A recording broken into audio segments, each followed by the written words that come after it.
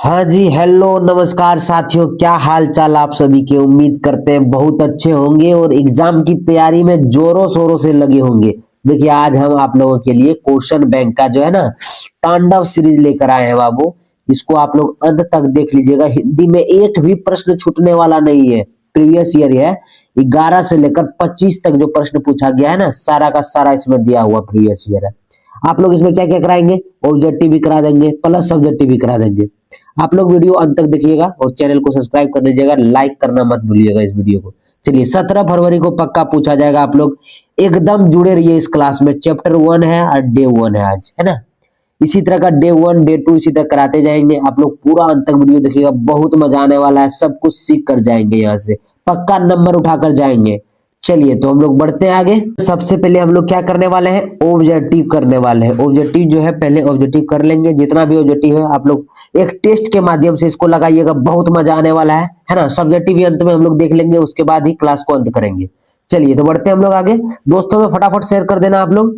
पहला क्वेश्चन देखिए, भारत में बेरोजगारी का प्रमुख व प्रत्यक्ष कारण क्या है। तो क्या है जाति प्रथा। क्या है जाति प्रथा। ए इज द राइट हो जाएगा। एक का क्या हो जाएगा, एक का क्या हो जाएगा जी, एक का हो जाएगा ए, एक का क्या हो जाएगा ए हो जाएगा। चलिए आगे बढ़िए। दूसरा है श्रम विभाजन और जाति प्रथा पाठ बाबा साहब के किस भाषण से लिया गया है।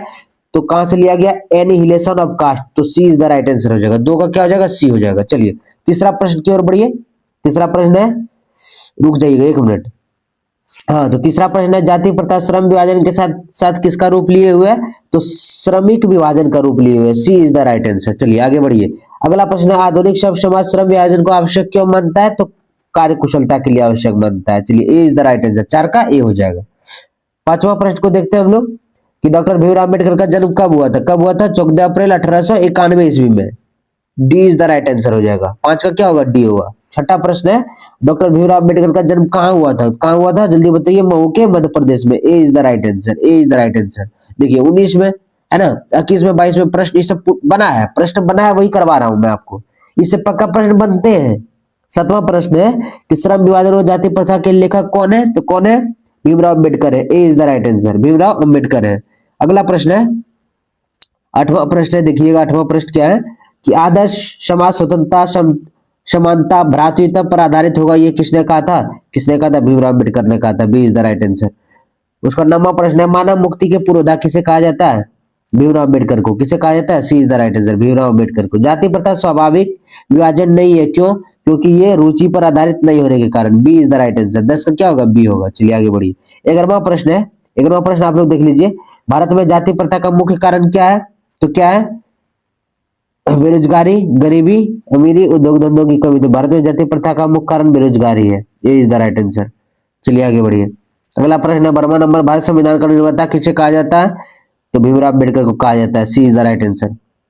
13वां प्रश्न है, बाबा साहेब भीमराव अम्बेडकर का जन्म किस परिवार में हुआ था। किस परिवार में, दलित में हुआ था। कब हुआ था, कब हुआ था, 1891 ईस्वी में हुआ था। और कहाँ हुआ था, मऊ के मध्य प्रदेश में हुआ था, एक दलित परिवार में। कौन सा परिवार था, दलित परिवार। D is the right answer, याद रखिएगा आप लोग। चलिए 14वां प्रश्न की ओर बढ़ते हैं हम लोग। 14वां प्रश्न क्या है जी, 14 क्वेश्चन नंबर 14 है कि भीमराव अम्बेडकर के चिंतन व रचनात्मक के प्रेरक व्यक्ति कौन थे। तो बुद्ध थे, कबीर, ज्योतिबा फुले, इनमें से सभी। D is the right answer. क्या हो जाएगा इनका, डी हो जाएगा। अगला है 15वां नंबर की हुआ सुधराज किनकी रचना है। तो भीमराव अम्बेडकर की है। किनकी है, A is the right answer, Bhimrao Ambedkar की है। चलिए 16वां प्रश्न है, द अनटचेबल किनकी रचना है। तो भीमराव अम्बेडकर की। किसकी है, भीमराव अम्बेडकर की। चलिए आगे बढ़िए। 17वां प्रश्न देखिए आप। 17वां प्रश्न है, किसे बाबा साहेब के नाम से पुकारा जाता है। तो भीमराव अम्बेडकर को। किसे, भीमराव अम्बेडकर को। B is the right answer. सब प्रश्न पूछा गया, देखिए 24 में, 25 में ये प्रश्न देखिए पूछा गया है। बताइए भीमराव अम्बेडकर किसके प्रोत्साहन पर उच्चतर शिक्षा के लिए न्यूयॉर्क गए थे, है ना। इसी तरह दूसरा क्वेश्चन इसी को बदल करके कैसे पूछता है, देखिए भीमराव अम्बेडकर किनके प्रोत्साहन पर उच्च शिक्षा के लिए अमेरिका और लंदन गए थे। तो किसके, बड़ौदा नरेश के प्रोत्साहन पर। D is the right answer. क्या हो जाएगा, बड़ौदा नरेश हो जाएगा। डी हो जाएगा इसका राइट आंसर। चलिए आगे बढ़िए। 19 नंबर प्रश्न है कि the caste in India and their mechanism किनकी रचना है। देखिए 25 में पूछा गया प्रश्न है, ये 25 वाला करा रहे हैं। The caste in India and their mechanism किनकी रचना है। तो किनकी है, भीमराव अम्बेडकर की है। B is the right answer. बताइए 19 प्रश्न करा है, आपका कितना सही हुआ, फटाफट बताइए। 19 प्रश्न में आपका कितना सही हो गया। चलिए अब हम सब्जेक्टिव की ओर बढ़ते हैं ना। सब्जेक्टिव को देख लेते हैं, उसके बाद इस क्लास को अंत करेंगे हम लोग। और डेली करना है हम लोग को, डेली करना है हिंदी में पक्का। हम लोग को 100 में से कितना नंबर लाएंगे बाबू? 100 में से कम 90 प्लस तो कर ही जाना है ना। चलिए तो आगे बढ़ते हैं हम लोग। लघु उत्तरीय प्रश्न को देखते हैं। पहला प्रश्न है, जाति भारतीय समाज में श्रम विभाजन का स्वाभाविक रूप क्यों नहीं कही जा सकती? देखिए कब कब 14, 16, 23 में पूछा गया प्रश्न, क्यों नहीं कही जा सकती है? तो उत्तर इसका देख लीजिए। उत्तर इसका देखिए क्या है, भारत समाज में जाति प्रथा श्रम विभाजन का स्वाभाविक रूप नहीं कही जा सकती, क्योंकि यह मनुष्य की रुचि पर आधारित नहीं है। इसमें मनुष्य की निजी क्षमता का विचार किए बिना उसका पेशा निर्धारित कर दिया जाता है। समझ रहे हैं आप लोग? चलिए एक हो गया, एक खत्म। प्रश्न 2 को देखिए क्या है। प्रश्न 2 में है, अंबेडकर के अनुसार जाति प्रथा के पोषक उसके पक्ष में क्या तर्क देता है ना। देखिए 2014 में प्रश्न बना है, तो इनका तर्क क्या देता है जातिवाद के पोषक?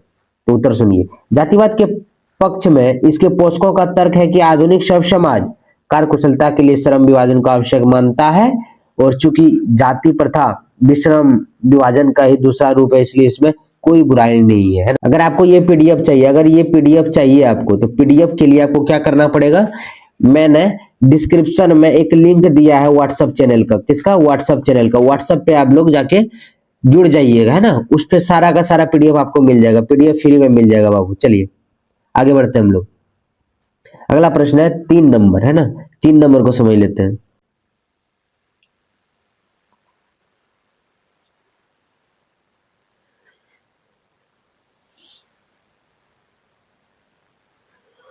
तीन नंबर प्रश्न देखिए। 3 नंबर एक बार प्रश्न पूछा है 2014 में, इतना इंपॉर्टेंट नहीं है। तो 3 नंबर है, लेखक ने पाठ में किन पहलुओं से जाति प्रथा को एक हानिकारक प्रथा के रूप में दिखाया है? तो मानव मुक्ति के पूर्वता एवं संविधान निर्माता भीमराव अम्बेडकर ने श्रम विभाजन को जाति प्रथा शीर्षक निबंध में जाति प्रथा को हानिकारक प्रथा बताया। किसे हानिकारक बताया है? हानिकारक प्रथा किसे बताया है? जाति प्रथा को। किसको? जाति प्रथा को, याद रखिएगा आप लोग। अगला है, जाति प्रथा श्रम को ऊंच और नीच में बांट देती है। जाति प्रथा पेशे चयन की स्वतंत्रता का गला घोट देती है ना। श्रम विभाजन की दृष्टि से भी जाति प्रथा दोषपूर्ण है। यह मनुष्य की इच्छा पर निर्भर नहीं है। मनुष्य की व्यक्तिगत भावना तथा व्यक्तिगत रुचि का इसमें कोई स्थान महत्व नहीं रहता। समझ आ रहा है आप लोगों को? बस ये लिख देना है, ज्यादा इंपॉर्टेंट तो है नहीं, लेकिन आपको इस तरह का लिख देना, बना बना के। लेख नंबर 4 को देखेंगे, आगे बढ़ते हैं। चलिए प्रश्न 4 को हम लोग देखते हैं। प्रश्न नंबर 4 को देखते हैं कि सच्चे लोकतंत्र की स्थापना के लिए लेखक ने किन विशेषताओं को आवश्यक माना है? भीमराव अम्बेडकर का मानना है कि सच्चा लोकतंत्र स्वतंत्रता, समता और भ्रातृत्व पर आधारित होना चाहिए। लोकतंत्र केवल शासन की एक पद्धति ही नहीं है। लोकतंत्र मूलतः सामूहिक जीवनचर्या की एक रीति तथा समाज के सम्मिलित अनुभवों के आदान प्रदान का नाम है। ऐसा समाज के बहुविध हितों में सबका भाग होना चाहिए तथा सबको उनकी रक्षा के प्रति सजग रहना चाहिए, अर्थात एक दूसरे के प्रति श्रद्धा व सम्मान का भाव हो। चलिए इतना से आपको लिख देना है। 4 नंबर प्रश्न खत्म हो गया। 5वां को देख लेते हैं, कब पूछा है 5वां। प्रश्न 5 को आप लोग देखिए ना। प्रश्न 5 कब बना है जी? प्रश्न जो 5 है 2014 में ही बना है। देखिए 2014 में पूछा गया है। तो लेखक के अनुसार आदर्श समाज में किस प्रकार की गतिशीलता होनी चाहिए? तो बताइए आप लोग, किस प्रकार की गतिशीलता? तो देखिए ये आंसर है, लेखक भीमराव अम्बेडकर का नाम मानना है कि हमारे आधुनिक सब समाज में भी जातिवाद के पोषकों की कमी नहीं है। इसके पोषक श्रम विभाजन का आधार जाति प्रथा को मानते हैं, है ना। उनका कहना है कि हमारे समाज में कार्यकुशलता के लिए श्रम विभाजन आवश्यक है, और जाति प्रथा भी श्रम विभाजन का दूसरा रूप है, इसलिए इसमें कोई बुराई नहीं। जबकि जाति प्रथा एक दूषित सिद्धांत मनुष्य के प्रशिक्षण अथवा निजी क्षमता का विचार किए बिना गर्भधारण के समय से ही मनुष्य का पेशा निर्धारित कर दिया जाता है। यह इस आधुनिक सब समाज के लिए विडंबना की बात है। समझ आया आप लोगों को? चलिए 5 नंबर भी खत्म हो गया, है ना। इनसे कौन सा प्रश्न बन जाएगा, लेकिन बनेगा बाबू, है ना। आप लोग याद रखिए। आगे बढ़ते हैं हम लोग, प्रश्न 6 को देखते हैं। चलिए प्रश्न 6 को हम लोग देखते हैं। भीमराव अम्बेडकर किस विडंबना की बात करते हैं ना, 2020 में प्रश्न बना है। चलिए तो उत्तर इसका सुनिए। आधुनिक युग में भी जातिवाद का पोषण होना, इसके पोषकों की कमी नहीं होना, इस तरह की प्रथा को बढ़ावा देना लेखक के विचार से विडंबना माना गया है। समझ आ रहा है विडंबना किसको माना गया है? चलिए 6वां प्रश्न खत्म हो गया। प्रश्न 7 की ओर बढ़ते हैं। प्रश्न 7 को देखिए, 2 तरीका से पूछा है। किस तरह? कहता है कुशल व्यक्ति या सक्षम श्रमिक समाज का निर्माण करने के लिए क्या आवश्यक है ना, ये पूछा है। और इसी को कैसे पलटा के पूछा, डॉक्टर भीमराव अम्बेडकर के अनुसार किस कार्य में दक्षता प्राप्त करने के लिए क्या अनिवार्य है। देखिए 21 में और ये वाला 25 में पूछ दिया है, इसी को पूछा है।